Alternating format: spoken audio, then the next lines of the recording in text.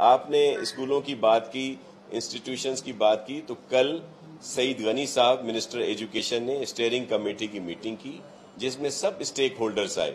उधर अक्सरियत वहां पे यही राय आई कि इन इंस्टीट्यूशंस को खोला जाए, लेकिन हेल्थ की एडवाइजरी जो है उसके तहत कोशिश की जाए कि उस पर अमल हो, क्योंकि बच्चों के एग्जाम भी हैं और एग्जाम के लिए वैसे भी पहले से इंतजाम कर लिए गए थे कि उनको जरूर कराया जाएगा, कहीं बच्चों का साल जाया ना हो। इस वक्त कल की जो मीटिंग हुई थी उसमें यही तय पाया गया था कि जो 15 तक जो छुट्टियां हैं उनको आगे नहीं बढ़ाया गया, लेकिन हतमी फैसला